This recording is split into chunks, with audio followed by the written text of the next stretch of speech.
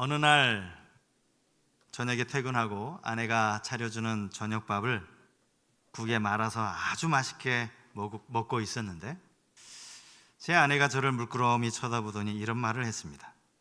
제가 밥 먹는 게 신기하다는 겁니다.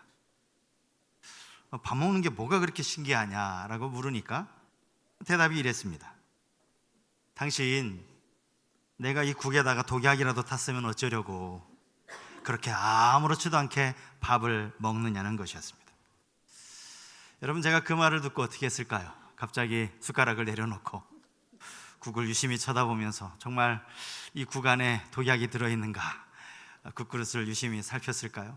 아니면 갑자기 정말 속이 이상한 것 같은데 뭔가 이상한 기운이 오는 것 같아서 아내를 째려보았을까요? 그렇지 않습니다. 저는 국 한 그릇을 맛있게 뚝딱 다 해치웠습니다. 살이 빠질 수가 없죠. 그러면서 한편으로 이런 생각이 들었습니다. 어느 남편이 아내가 저녁마다 밥상을 차려주는데 혹시라도 이 사람이 여기에 독약을 섞지 않았을까라는 그런 의심을 가지고 밥을 먹을 수 있을까라는 생각입니다.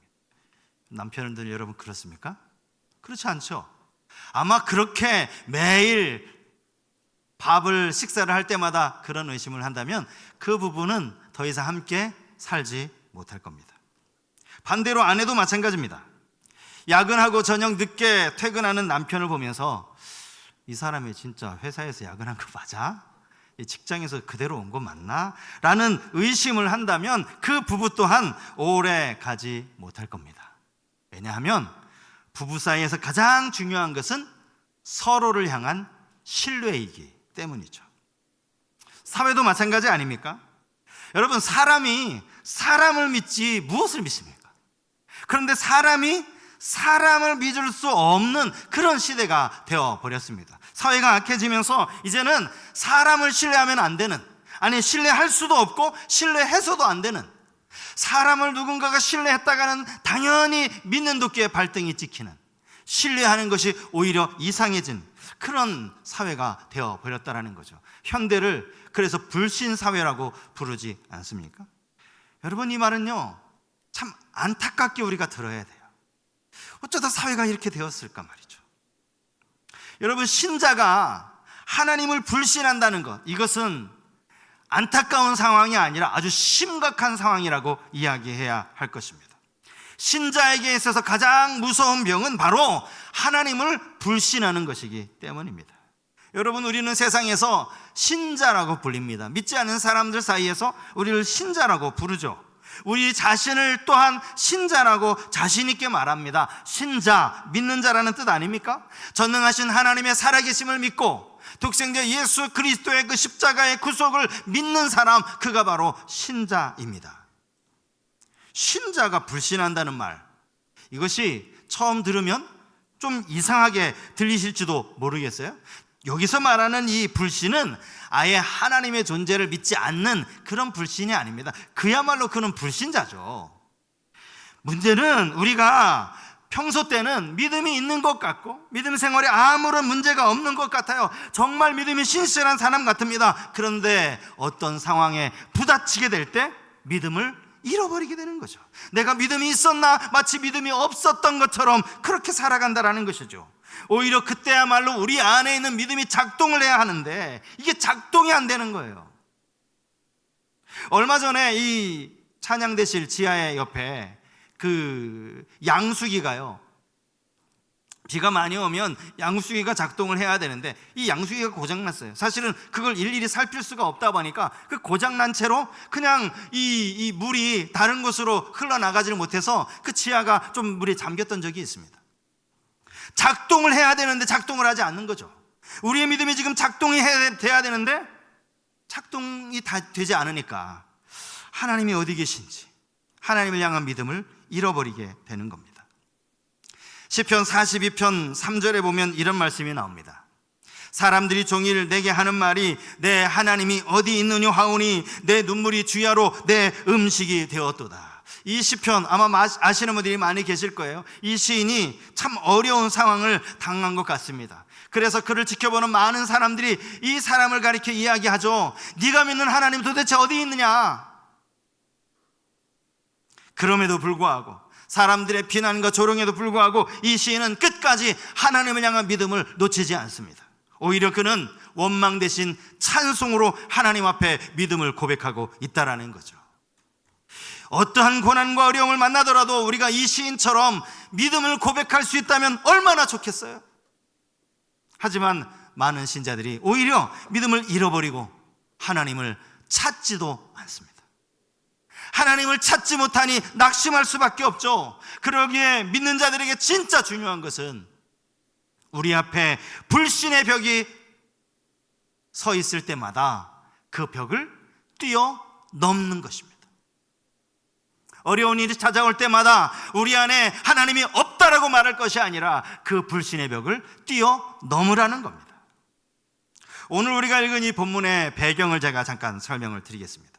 아람의 군대가 북이스라엘을 포위하면서 사마리아 성을 에워쌌다. 성경이 그렇게 기록하고 있습니다. 사마리아가 아주 어려움을 겪게 된 거죠. 여러분, 성이 포위되었다라는 그 말은 성 안에 있는 사람들이 더 이상 성 밖에 나갈 수 없게 되었다라는 것을 의미합니다. 성 밖으로 나가야 거기서 양식도 사오고 필요한 물품도 구입할 수 있는데 성 안에만 고립되어 있으니 이들은 이제 굶주릴 수밖에 없었습니다. 그 기간이 오래 지속된 것 같아요. 결국 이들 가운데 어떤 일이 벌어졌느냐, 열왕기하 6장 25절 말씀입니다. 아람 사람이 사마리아를 에워싸므로 성중이 크게 줄여서 나귀 머리 하나에 은 80세겔이요 비둘기 똥 4분의 1갑에 은 5세겔이라 하니. 율법에 의하면요, 여기 이 나귀라는 동물은요 성경이 부정하다라고 그렇게 말씀하신 동물입니다. 이스라엘 백성들은 자신의 정결을 위해서 이 나귀의 고기를 먹어서도 안 돼요. 그나마 이 나귀의 이 머리라는 거, 나귀 고기도 먹을 수 없는데 나귀 머리는 사실은 살이 거의 붙어 있지도 않아요. 여러분, 돼지 머리 생각하시면 안 돼요. 이 나귀 머리는 정말 살도 없어서 먹을 것도 별로 없습니다. 그런데 그 나귀 머리 하나의 가격이 은 80세겔에 팔린다는 거예요. 여러분, 은 80세겔이 그 당시의 돈으로 얼마나 되는지 아십니까? 은 80세겔. 노동자가 1년 동안 벌어야 모을 수 있는 돈, 이게 은 80세겔이에요. 그 먹을 것도 없는 그 나귀 머리 하나를 1년 동안 열심히 벌어야 그거 하나 살 수 있다는 거죠. 그만큼 물가가 올랐다는 것 아닙니까? 여기 비둘기 똥도 마찬가지예요. 어떤 사람은 이 비둘기 똥이 뭐 곡식을 구울 때 사용하는 그 연료다 뭐 이렇게 주장하는 학자들도 있는데, 사실 이 비둘기 똥은 아직 여물지 않은 콩, 그것을 의미한다고 해요. 여물지 않았어요. 아직 뭐 사실 먹을 때가 안 된, 다 익지도 않은 콩이죠. 이게 4분의 1갑이 은 5세겔이라고 말하고 있는데 앞에 나귀 머리랑 같은 이야기입니다. 그만큼 물가가 폭등해 버렸다는 것이죠. 돈이 있어도 뭐 먹을 걸 살 수도 없고요, 그만한 돈도 없고요. 지금 완전히 갇혀버린 겁니다. 심지어 어떤 일까지 벌어졌는지 여기 성경에 보면 여인이요, 자기 아들을 삶아 먹는 그런 일이 벌어지고 있습니다. 아주 끔찍하고 비참한 일이 벌어지고 있는 거예요. 우리가 이 구절을 읽으면서 야, 어떻게 자기 아들을 삶아 먹을 수가 있어? 이건 과장이 너무 심하지 않는가? 이렇게 생각할 수 있습니다. 성경이 어떻게 이런 있을 수도 없는 일을 적어 놓았나? 라고 생각할 수 있는데요, 여러분, 이 말씀이요 이미 하나님께서 레위기서에 이스라엘 백성들에게 경고하시면서 들려주셨던 말씀이기도 합니다. 하나님과의 언약을 어기고 그분의 말씀을 준행하지 않는 백성들을 향하여서 하나님이 아주 무서운 재앙을 경고하실 때 이 말씀을 사용하셨어요. 레위기 26장 27절 이하의 말씀입니다. 너희가 이같이 될지라도 내게 청종하지 아니하고 내게 재앙할진대 내가 진노로 너희에게 대항하되 너희의 죄로 말미암아 7배나 더 징벌하리니. 그 다음 보세요. 너희가 아들의 살을 먹을 것이요 딸의 살을 먹을 것이며. 아마 처음 이 말씀을 들었을 때 이스라엘 백성들은 도대체 이 말씀이 무슨 말씀인가 했을 거예요. 근데 실제로 이런 일이 벌어지게 된 거예요. 이때가 북이스라엘의 9번째 왕이라고 할 수 있는 이 여호람 왕이 다스리던 때인데, 이때 이런 일들이 어쩔 수 없이 일어나고 말았던 겁니다. 여러분, 좀 전에 읽어드린 레위기서 말씀을 근거로 해서 볼 때 지금 이 사마리아 성 안에 일어나고 있는 이 엄청난 재앙의 원인이 누구에게 있는 겁니까? 이스라엘 백성들에게 있는 거예요. 그들이 하나님과의 언약을 버렸기 때문이죠. 하나님께 범죄했기 때문입니다. 그래서 하나님이 그들에게 아주 무서운 징벌을 내리신 거죠. 그러면 이 끔찍한 재난 앞에서 그들이 해야 할 모습은 하나님 앞에 회개하고 하나님의 긍휼을 구하는 일입니다. 다시 죄악된 삶에서 돌이켜야 하는 일이죠. 그런데 여호람이 그렇게 하지 않아요. 오히려 그는 당시 선지자 이 엘리사를 내가 죽이겠다, 이런 말을 합니다. 왜 그가 엘리사 선지자를 죽이겠다라고 했는지, 여러분 열왕기하의 이 앞의 내용을 보면 이전에도 이제 아람 군대가 쳐들어왔다가 완전히 역전이 돼서 오히려 아람 군대가 이스라엘 군 사이에 이렇게 포위된 적이 있거든요. 왕이 그 아람 군대를 다 진멸하라고 했어요. 그랬는데 엘리사가 그러지 말라고, 이들 그냥 잔뜩 먹여서 그냥 자기 나라로 돌려보내라고 이렇게 권면을 했어요. 엘리사가 아마 그것 때문에 그랬는지 모르겠어요. 결국 다시 아람 군대가 쳐들어오고 이 나라가 이렇게 어려움을 처하니까 저 엘리사 저놈, 심지어 뭐라고 성경이 기록되어 있는가 하니까 사밧의 아들 엘리사의 머리가 오늘 그 몸에 붙어 있으면 하나님이 내게 벌 위에 벌을 내리실지로다 하니라. 목을 잘라버리겠다는 거죠. 그래서 사람을 보냅니다. 엘리사의 머리를 베어오라고 사람을 보낸 겁니다. 오늘 우리가 읽은 이 열왕기하 7장 1절 말씀은 그렇게 왕이 보낸 사자에게 이제 엘리사 선지자가 한 말이에요. 자, 본문 1절 말씀을 다시 한번 보시겠습니다. 엘리사가 이르되 여호와의 말씀을 들을지어다. 여호와께서 이르시되 내일 이맘때에 사마리아 성문에서 고운 밀가루 한 스아를 한 세겔로 매매하고 보리 2스아를 한 세겔로 매매하리라 하셨느니라. 엘리사는 지금 하나님의 말씀, 여호와 하나님의 말씀을 전하고 있어요. 그가 선지자이죠. 그래서 하나님께서 그에게 이르신 말씀을 그대로 전하고 있는데 그 내용인 즉슨 사마리아가 예전처럼 다시 회복될 것이다, 그런 의미의 말씀입니다. 밀가루, 보리의 가격이 예전과 비슷한 가격으로 돌아갈 것이다, 그런 의미의 말씀이죠. 내일 이맘때에 하나님은 정확하게 그 시점까지 이게 내일 이맘때에 이 일이 이루어질 것이다, 이렇게 말씀을 하십니다. 그게 실제로 어떻게 이루어졌는가, 그걸 보시려면 3절 이하의 말씀을 보셔야 돼요. 제가 간략하게 말씀을 드릴게요. 과연 어떤 일이 벌어졌는가. 해가 질 무렵이었습니다. 사마리아를 에워싸고 있는 이 아람 군인들이 갑자기 어디선가 병거 소리를 듣습니다. 말소리를 듣습니다. 큰 군대의 소리를 듣게 된 거죠. 성경은 이 부분을 이렇게 기록하고 있어요. 주께서 아람 군대로 병거 소리와 말소리와 큰 군대의 소리를 듣게 하셨으므로. 뭔가 소리가 들리긴 들렸던 것 같아요. 그런데 사실은 그건 병거 소리가 아닙니다. 아니, 사마리아에 병거가 어디 있습니까? 큰 군대의 소리도 아니었어요. 뭔가 소리가 들리긴 들렸는데 하나님이 아람 군인들의 그 귀에 이게 병거 소리처럼, 말소리처럼, 군대 소리처럼 들리게 만드신 거예요. 그러자 이들은 생각했어요. 아, 이게 지금 이스라엘 군대가 주변의 나라의 원조를 구해서 많은 원군들을 이제 포섭해가지고 우리를 치러 온다라는 생각을 갖게 된 겁니다. 이들이 와서 이제 막 병거 소리가 크게 들리는데 이들이 곧 가까이 왔다라는 이 사실 앞에 겁에 질린 이 아람의 군인들이 도망치기에 바빴어요. 그래서 자기가 가지고 있던 칼, 무기는 물론이거니와 식량이며 옷이며 모든 것들을 그냥 다 그 자리에 내버려 두고 그냥 자기 몸 하나 살겠다고 그렇게 주랭랑을 치듯이 도망을 친 거예요. 이 사실을 가장 먼저 발견한 사람이 4명의 나병 환자죠. 결국 이 사실이 왕에게도 알려졌고 하나님의 말씀대로 이 성 안에 굶주려 있던 백성들이 아람 군인들이 놓고 간 그 식량을 통해서 식량 문제가 해결될 수 있었다라는 겁니다. 그런데 문제는 이 사실을 믿지 못하는 한 사람이 있었다는 거예요. 본문 2절을 보시면 그가 장관이었다 이렇게 기록을 하고 있어요. 그리고 이 사람을 소개할 때마다 계속 반복되는 단어가 이거예요. 왕이 그의 손에 의지하는 자. 왕의 정말 신복이었던 것 같아요. 왕으로부터 가장 신임을 받았던 그 한 장관, 그 장관이 엘리사 선지자의 말을 듣고 이렇게 이야기한 겁니다. 아니, 여호와께서 하늘의 창을 내신들 어찌 이런 일이 있으리요?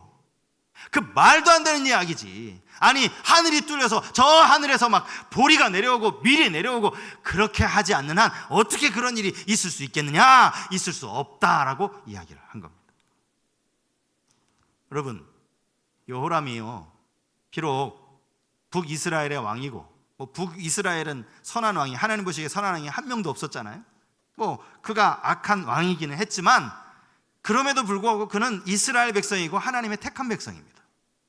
그의 장관도 마찬가지예요. 여러분, 왕의 밑에 신임을 받는 장관이 이방인이었겠습니까? 그도 역시 이스라엘 백성이란 말이죠. 양식이 없어서 어쩔 수 없이 자기 아들을 삶아 먹어야 하는 그런 상황에서 하나님이 당신의 백성들을 이제 회복시키시려고 이 귀한 약속의 말씀, 소망의 말씀을 주셨어요. 그래서 예레미야가 엘리사가 이 말을 그대로 전했습니다. 그러면 왕으로서, 장관으로서 어떤 반응을 보여야 됩니까?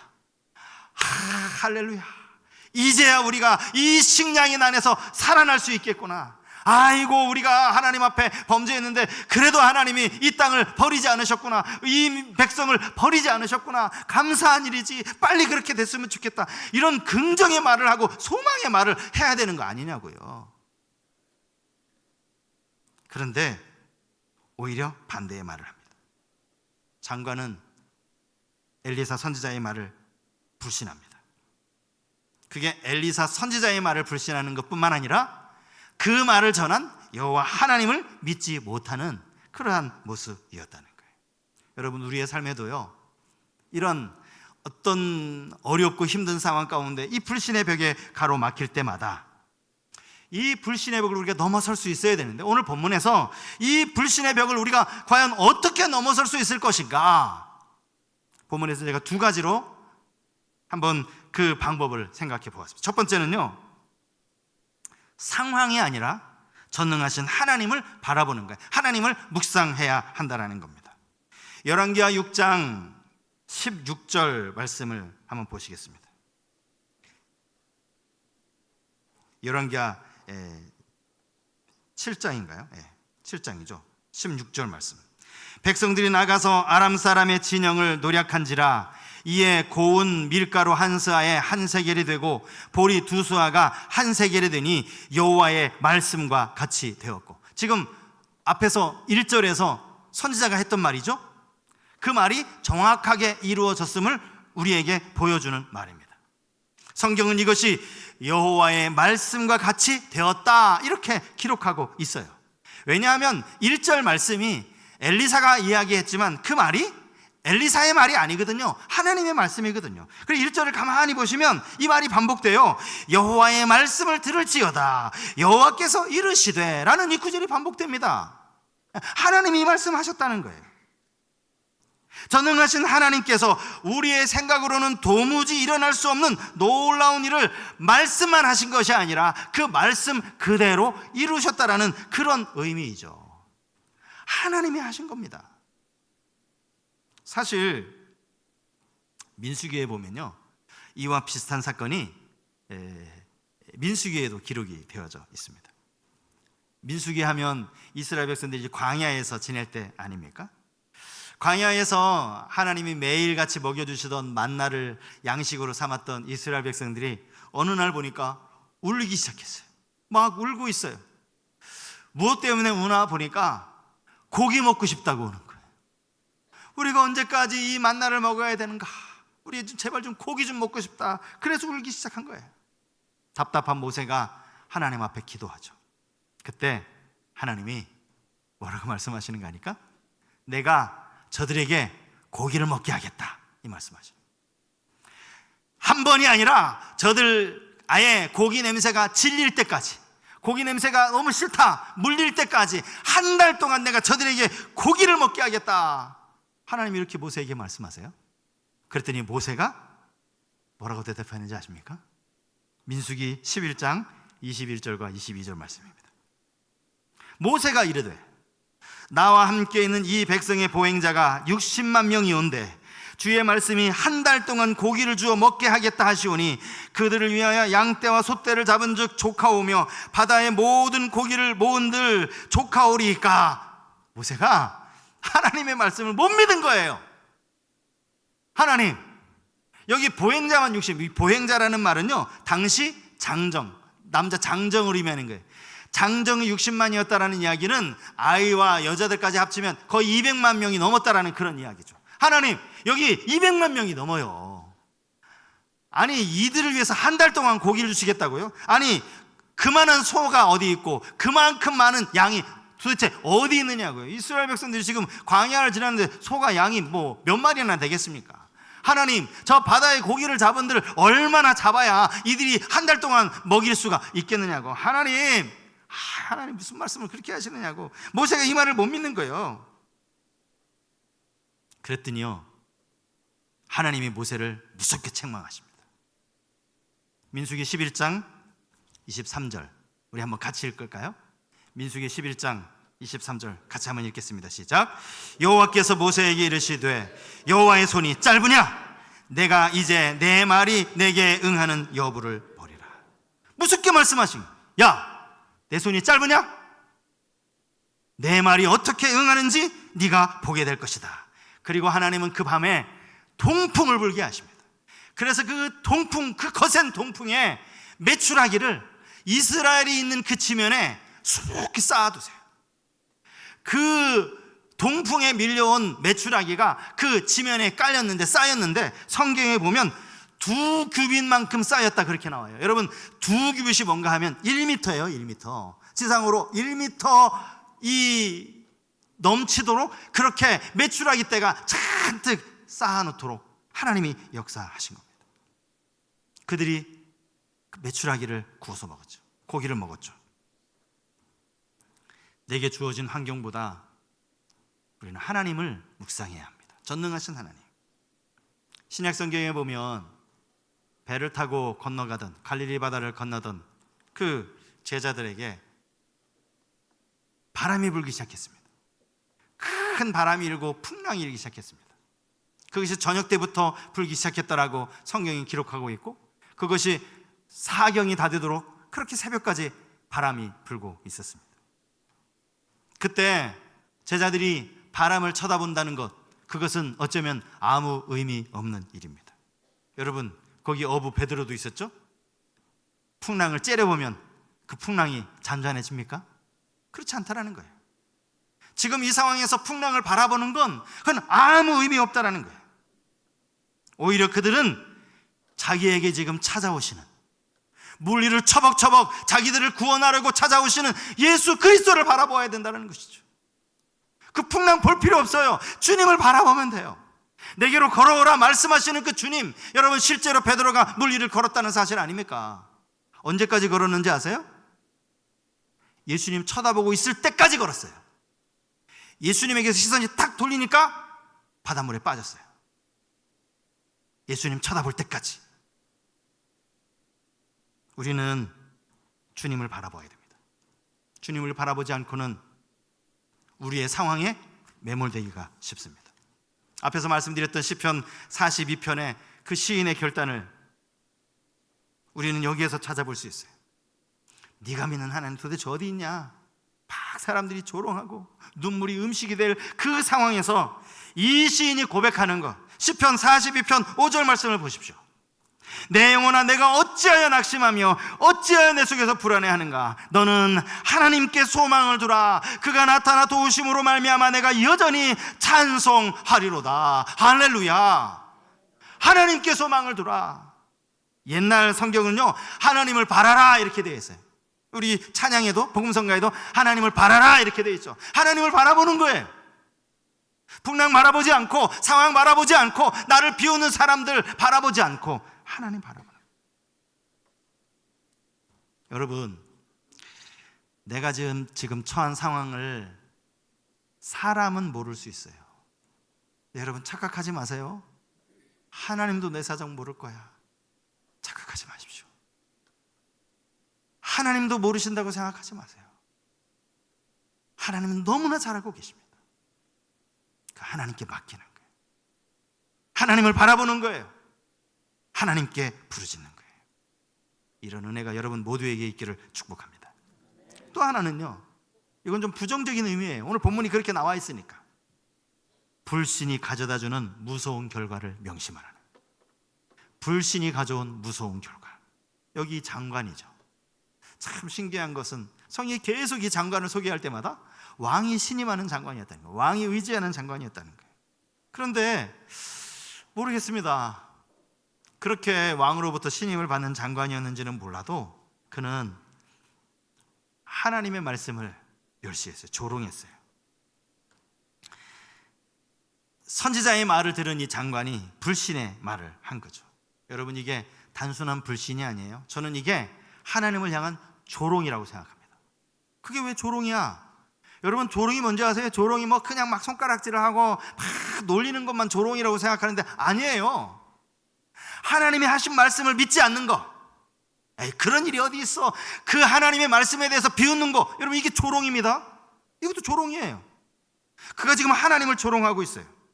그때 그 말을 들은 선지자가 이렇게 대답하죠. 네가 네 눈으로 보리라. 이 일이 이루어질 거 너 볼 거야. 너 분명히 볼 거야. 이렇게 말하는 겁니다. 그리고 나서 이렇게 말합니다. 그러나 그것을 먹지는 못할 것이다. 네가 먹지는 못할 것이다. 분명히 이루어질 테니 네가 볼 것이다 라고 이야기하지만 먹을 수는 없을 것이다. 그 결과가 어떻게 나타나는지, 이 말씀이 어떻게 성취되었는지 열왕기하 7장 17절 말씀입니다. 여기도 이렇게 나와요. 왕이 그의 손에 의지하였던 그의 장관을 세워, 그 장관을 세워서 성문을 지키게 하였더니 백성이 성문에서 그를 밟음에 하나님의 사람의 말대로 죽었으니 곧 왕이 내려왔을 때에 그가 말한 대로라. 왕의 신임을 받는 장관이었어요. 그가 아주 비참한 죽음을 맞이하게 됐다라는 거죠. 왕의 명령을 받고 아마도 이랬던 것 같아요. 사마리아에 살던 모든 백성들이 그냥 성문 앞으로 다 내리다르니까 이 장관을 시켜서 이 성문을 좀 통제해야 된다. 이거 통제해. 백성들이 깔려 죽지 않도록 통제하라고 장관을 보내는데 누가 깔려 죽은 거예요? 그 장관이 깔려 죽은 거예요. 여기 밟음에 밟혀 죽은 거예요. 밟혀. 아주 비참한 최후를 맞이한 겁니다. 이게 여러분 백성이 잘못한 게 아니죠. 어떤 면에서 보면 믿음이 중요한 만큼 불신이 얼마나 무서운지도 우리는 알아야 됩니다. 알아야 돼요. 홍해를 건넌 이스라엘 백성들 한번 생각해 보십시오. 그들이 애굽에 있을 때 10가지 재앙을 막 내리는 것을 보면서, 그리고 바로가 결국에 항복하고 자기들을 놓아주는 것을 보면서 그들 안에 가나안 땅에 대한 소망이 있었을 거예요. 그죠? 분명히 하나님이 젖과 꿀이 흐르는 땅이라고 여러 번 약속하셨거든요. 그 땅에 갈 거라는 소망이 있었어요. 홍해물을 하나님이 갈라주셨을 때 다시금 그 소망이 그들 안에 차고 넘쳤을 겁니다. 그런데 여러분, 그들이 결국 가나안 땅에 못 들어갔잖아요. 네? 소망을 가지고 광야 생활을 시작했는데 결국 못 들어갔잖아요. 왜 못 들어갔죠? 히브리서 기자가요, 이 부분을 아주 한마디로 짧게 요약하고 있습니다. 히브리서 3장 19절 말씀이에요. 이로 보건대 그들이 믿지 아니함으로 능히 들어가지 못한 것이라. 불신의 결과라는 거예요. 믿지 않았기 때문에 못 갔다는 거예요. 어려움이 찾아올 때마다 하나님을 믿지 못한 거예요. 불신한 거죠. 단지 그냥 가나안 땅에 못 들어간 정도면 괜찮게요? 여러분, 40년 동안 이스라엘 백성들 그 광야에서 뺑뺑이를 돌리시면서 하나님이 그들을 다 진멸하시잖아요. 아주 무서운 결과를 낳지 않았습니까? 여러분, 요한복음 3장 16절 말씀 다 아마 암송하시는 분들이 많으실 거예요. 그죠? 너무 중요한 말씀이죠. 근데 우리는 이 말씀을 보면 하나님이 세상을 사랑하셔서 우리에게 영생을 주셨으니 이 영생에 포커스를 맞추는데, 사실은 영생만 말씀하시는 게 아니라 멸망도 말씀하고 계시다는 사실을 우리가 놓쳐서는 안 돼요. 3장 16절 한번 암송 한번 해보세요. 거기 영생이라는 말만 있나? 멸망이라는 단어도 있거든요. 하나님이 세상을 이처럼 사랑하사 독생자를 주셨으니 이는 저를 믿는 자마다 멸망하지 않고 영생을 얻게 하려 하심이라. 아니, 하나님이 영생 주실 거면 믿는 자마다 다 영생을 얻게 할 것이다. 이렇게 이야기하면 얼마나 편합니까? 그런데 왜 여기 멸망하지 않고라는 단어를 왜 붙였을까요? 믿지 않는 자에게는 멸망이 주어진다는 거예요. 믿는 자에게는 영생, 그러나 믿지 않는 자에게는 멸망이 주어질 것이라는. 그래서 요한복음 3장 16절은요 영생만 말씀하고 있는 말씀이 아니에요. 멸망도 우리에게 가르치시는 그런 말씀이라는 거죠. 요한복음 3장 2절 내려오시면 18절에 이런 말이 나와요. 요한복음 3장 18절. 그를 믿는 자는 심판을 받지 아니하는 것이요 믿지 아니하는 자는 하나님의 독생자의 이름을 믿지 아니함으로 벌써 심판을 받은 것이니라. 심판 받았다. 여기 심판은요 쉬운 성경에 보니까 유죄 판결 이렇게 번역이 돼. 유죄 판결. 판사가 땅땅땅 너 유죄, 끝난 거예요. 여러분, 갈수록 영적인 싸움이 치열해지고 있습니다. 여러분 느끼시죠? 그 영적인 싸움이 뭡니까? 사탄은 끊임없이 우리 안에 이 상황 앞에 우리를 자꾸 매몰시키려고 해요. 또 이런 상황 안 돼. 하늘에 창을 낸들 되겠어? 안 돼. 이거 200만 명이야. 안 돼. 자꾸 우리 안에 불신을 심어주는 거예요. 이게 사탄의 공격이라는 사실을 여러분 꼭 기억하실 수 있길 바랍니다. 제가 예전에 이 책 제목 하나 말씀드렸어요. 당신의 하나님은 너무 작다. 여러분들이 믿는 하나님은 어떻습니까? 너무 작은 하나님 믿는 것 아닙니까? 내가 안 될 것 같으면 하나님도 못하는, 내가 못하면 하나님도 못한다고 생각하는 그런 작은 하나님을 믿고 있지는 않느냐고요. 왜 여호와의 손이 짧다라고 생각하십니까? 오늘 불신의 벽이 찾아올 때마다 하나님은 전능하시다라는 고백을 여러분들이 입술로 하실 수 있기를 축복합니다. 불신의 벽을 넘어서는 거예요. 하나님을 바라보는 겁니다. 그리고 불신의 결과가 얼마나 비참한지를 여러분 기억하셨으면 좋겠어요. 이건 사실은 믿는 사람은 이거 기억하지 않아도 되지만 자칫 불신하면 이런 엄청난 비극이 찾아온다는 사실도 우리는 잊지 말아야 돼요. 오늘 한 주간을 살아가면서 전능하신 하나님, 능치 못하실 일이 없으시는 그 하나님을 우리가 온전히 믿으면서 그 믿음 안에 승리하는 성소교회 우리 모든 성도님들 되실 수 있기를 주님 이름으로 축복합니다.